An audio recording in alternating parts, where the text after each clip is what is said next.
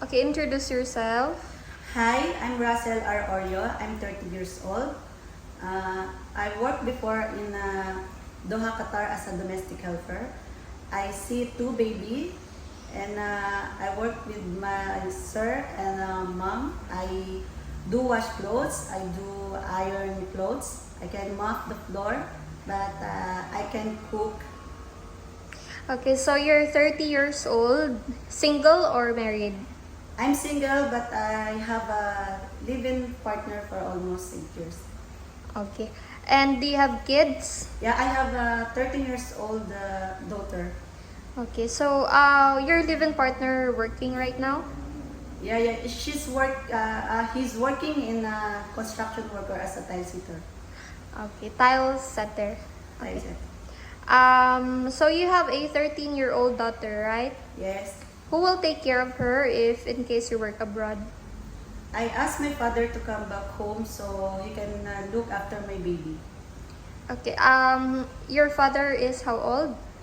My father is 68 years old. Okay, so if your father 64 years old. 64 years old.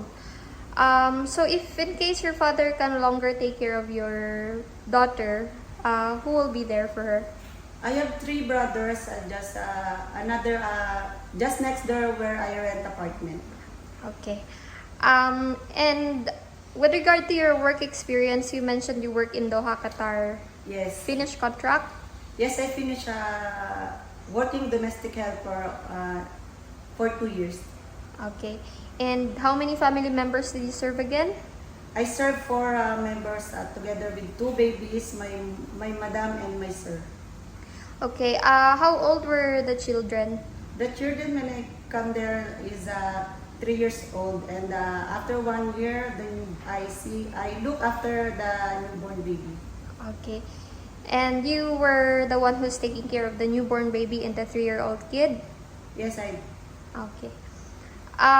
So why didn't you come back to your employer? Oh, because co-housemaid issue. We're staying in one room. We're maybe together with five Indians and two another Filipina. Okay. So do you prefer to work alone or with other housemates inside the house? If in case you work in Malaysia. Yes, I do. You prefer alone or working with other housemates? I prefer alone. Okay. And why did you choose or decided to work in Malaysia? Why not other countries like Hong Kong, Singapore? I like to work in Singapore and Hong Kong, but because of the tattoo issue, and I choose Malaysia because it's near in the Philippines, and maybe I can contact my family at the same time. Okay. So if you work in Malaysia, what do you prefer to take care? As long as possible, I like to take care not maybe under 4 years old. Okay.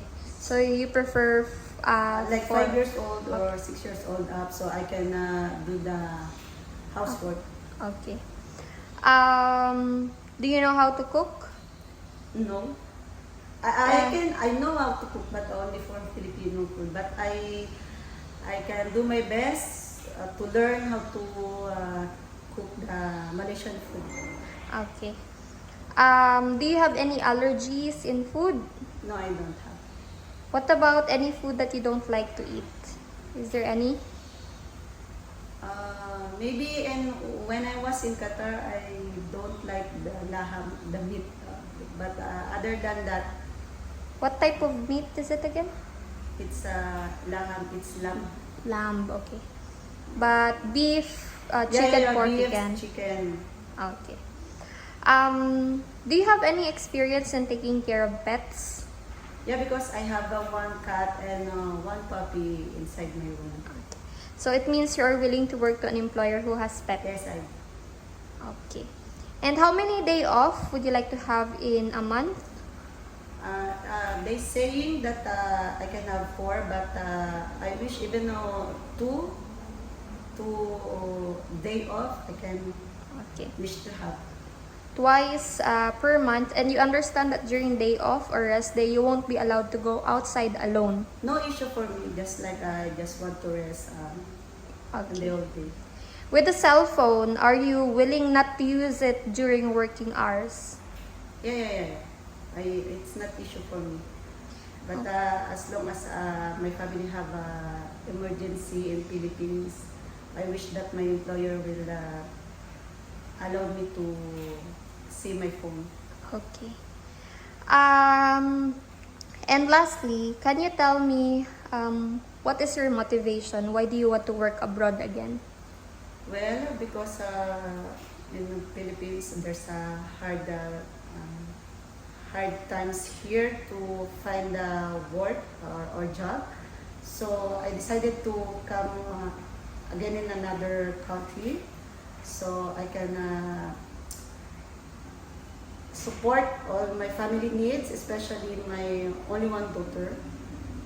Okay. Well, thank you so much for your time today, Russell. That's it for our interview. Thank you.